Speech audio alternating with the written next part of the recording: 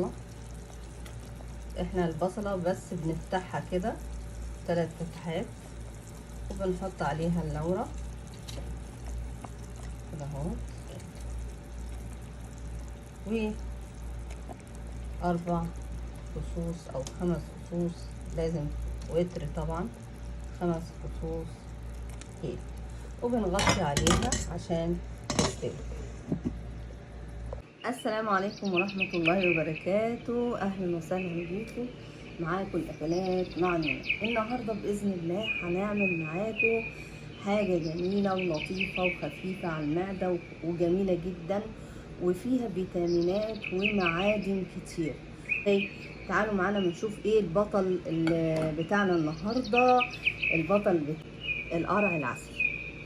القرع العسلي جميل جدا، وكان طعام سيدنا يونس عليه السلام لما كان محبوس في بطن الحوت، وأنبتنا عليه شجرة من يقطين. فالله سبحانه وتعالى أنبت له شجرة من يقطين، وكان أكله وشربه من هذه الشجرة من هي اليقطين.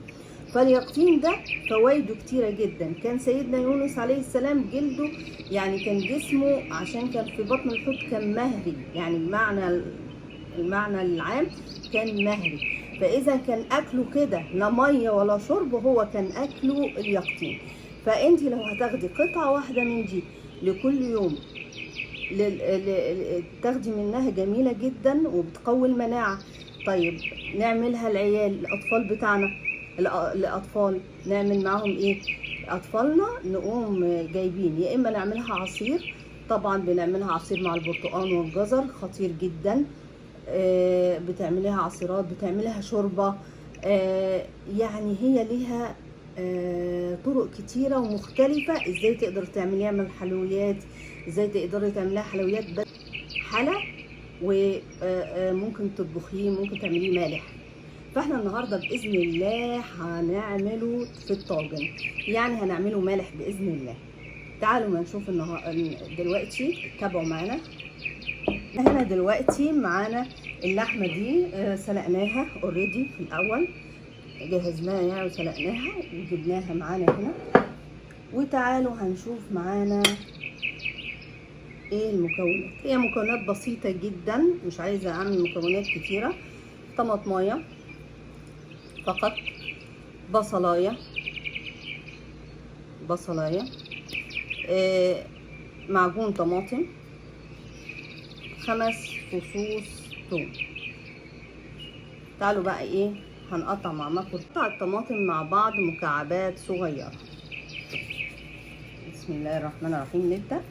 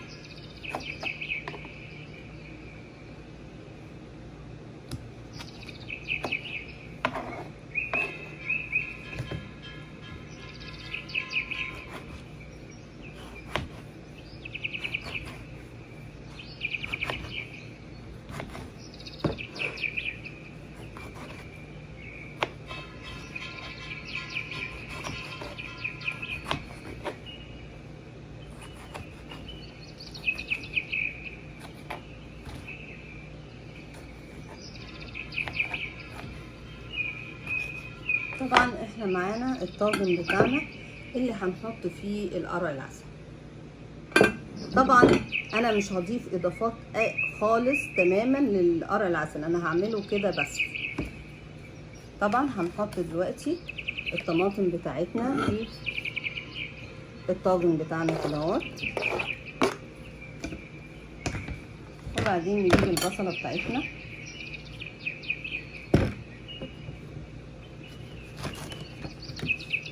برضو هنعملها مكعبات.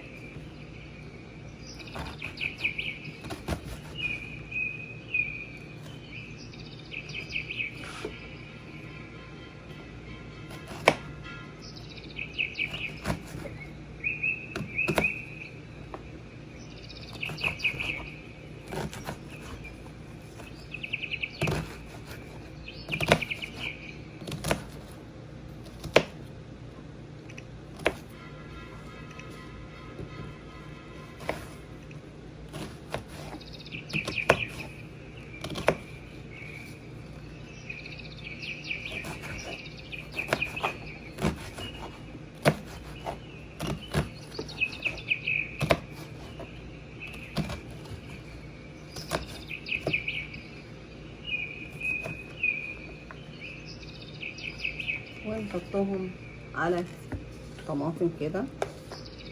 احنا عايزين نعملها صحية تماما، لا هنضيف عليها زيت ولا سمنة ولا اي حاجة، من غير دهون.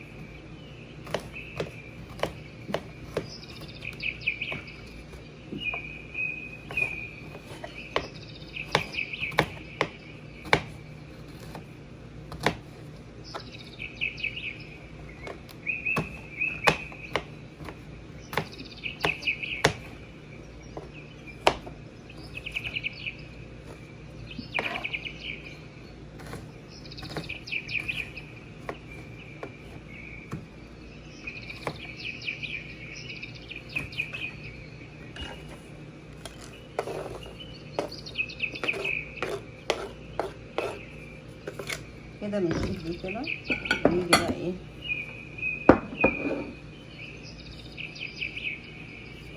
هنحط شوية بقى ملح هنا، شوية ملح على حسب الرغبة طبعا، ملحك شوية ملح كده، وهنحط عليها شوية كمون، مش هنكتر قوي في التوابل يعني، شوية كمون كده، وهنحط عليها شوية بهارات لحمة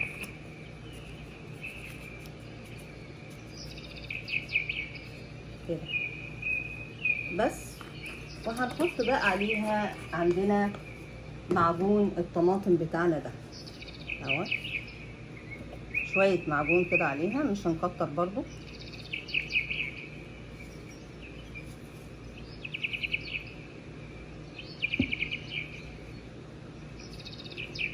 كده اهو بنقفلها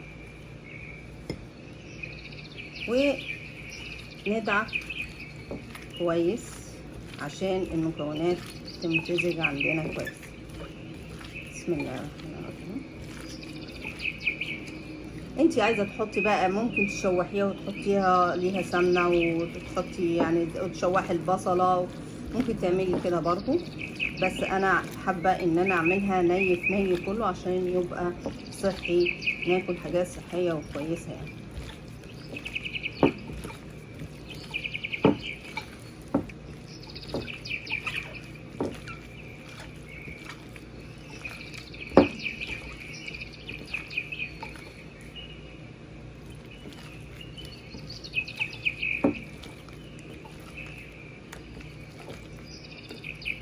طبعا بنضيف دلوقتي اللحمه بتاعتنا،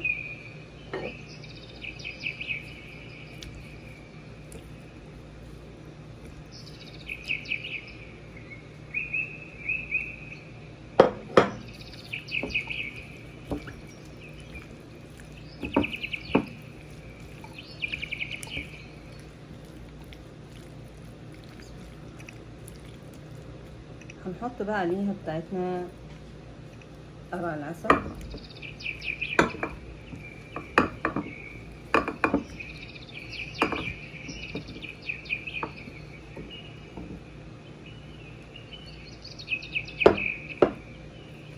طبعا بنقلبها بالراحه، وهنضيف الشوربه بتاعتنا كده.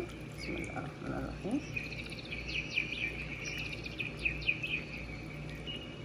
يا دوبك كده على قد الطاجن، جميل جدا كده.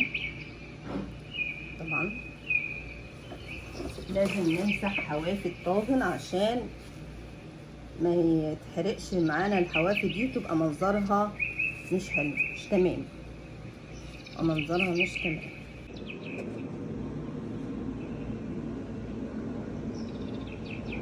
وده الطاجن بتاعنا الجميل الدليشس، طاجن القرع العسل بتاعنا. يلا اتفضلوا معانا، متنسوش اللايك والشير والسبسكرايب. كانت معاكم الأكلات مع نونا، إلى اللقاء في فيديو آخر.